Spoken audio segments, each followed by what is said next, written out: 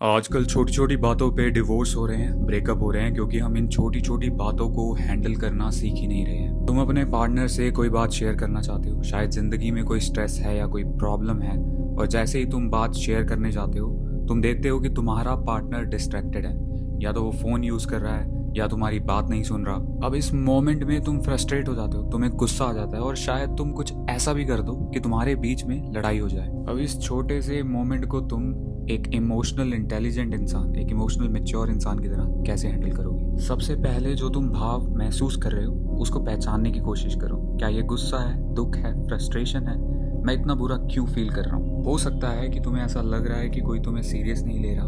अब इस इमोशन को, इस भाव को एक नाम दे दो ताकि वो तुम्हें कंट्रोल ना करे। मुझे अभी दुख फील हो रहा है, या फिर मुझे अभी फ्रस्ट्रेटेड फील हो रहा है, मुझे ऐसा लग रहा है कि वो मुझे इग्नोर कर रहे हैं। इसके बाद दूसरी चीज जो तुमने करनी है, इस पे रिएक्ट नहीं करना, रिस्पॉन्ड करना है। नॉर्मल रिएक्शन होता है दूसरे पे अटैक करना, तुम कभी मेरी बात ही नहीं सुनते, और इससे लड़ाई हो सकती है। ये कहने की बजाय एक गहरी सांस लो और आराम से बोलो, एक सेकेंड, क्या हम प्रॉपरली बात कर सकते हैं? मुझे तुमसे कुछ कहना है। ये जो टोन है ये कॉन्फ्लिक्ट को अवॉइड करता है और मैच्योरिटी दिखाता है। तीसरी चीज, अपने इमोशंस को एक्सप्रेस करो, दूसरे इंसान पे इल्जाम मत लगाओ। जब तुम दूसरे पे इल्जाम लगाते हो और बोलते हो तुम्हारी वजह से ऐसा हो रहा है, तुम्हारी वजह से मुझे गुस्सा आ रहा है, तो लड़ाई बढ़ती है। तुम्हारी स्टेटमेंट में मैं होनी चाहिए।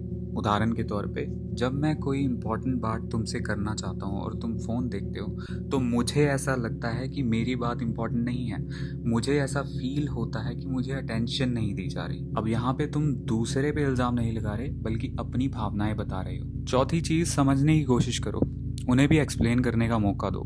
हो सकता है वो इंसान तुम्हें बोल दे, सॉरी मैं इग्नोर नहीं कर रहा था, बस एक अर्जेंट मैसेज आ गया था जिस पे मैं रिप्लाई कर रहा था, अभी मैं फ़ोन रख देता हूँ। एम्पैथी का मतलब है दोनों अपनी साइड से समझें बिना इल्ज़ाम लगाएं, और बाद में जब चीज़ें शांत हो जाएं तो सोचो कि मुझे इग्नोर होने से इतना बुरा क्यों लगता है, क्या ये फीलिंग पहले भी कहीं से आई है? इस तरीके से तुम अपने इमोशनल ट्रिगर्स को समझ पाओगे और उन्हें कंट्रोल कर पाओगे, और जब भी कोई ऐसी सिचुएशन दोबारा आएगी तो तुम काम रहोगे। रिलेशनशिप में इमोशनल ट्रिगर्स बहुत ही नॉर्मल हैं, बट जब तुम उन्हें समझने और मैनेज करने की कोशिश करते हो तो लड़ाइयाँ कम हो जाती हैं। इमोशनल इंटेलिजेंस का मतलब यही है कि तुम इन इमोशंस को महसूस करते हो, पर इन पे रिस्पॉन्ड बहुत ही स्मार्टली करते हो।